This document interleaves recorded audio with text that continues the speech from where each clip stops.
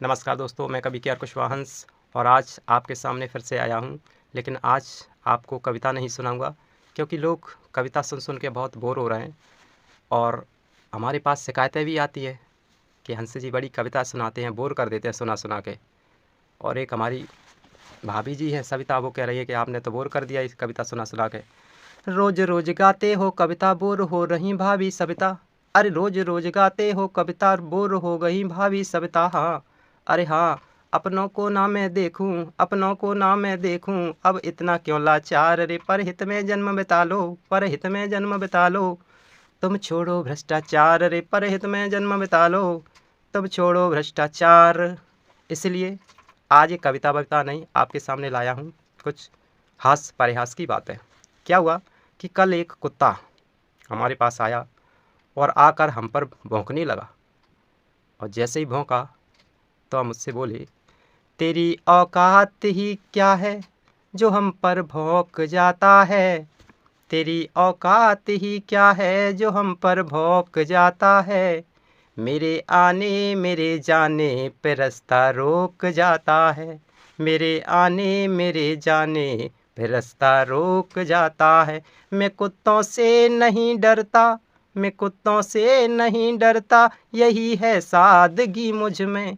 मैं कुत्तों से नहीं डरता, यही है सादगी मुझ में। मुझे बस देख भ्रष्टों का समंदर सोख जाता है। तेरी औकात ही क्या है जो मुझ पर भौंक जाता है। तो कुत्ता कहने लगा, अरे हंस जी, आप तो गुस्सा हो गए। मैं आप पे भौंकने नहीं आया, मैं तो आपसे कुछ बात करने आया हूँ।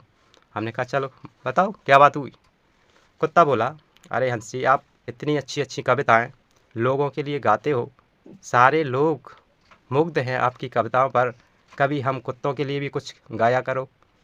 हमने कहा कुत्तों के लिए भी हम लाएंगे कविताएं, लेकिन अभी इंसानों के लिए है। तो कुत्ता कह रहा, नहीं, अरे आप इतनी सारी कविताएं बनाते हो, हम कुत्तों का क्या होगा, हम पर भी एक दो कविता बनाओ।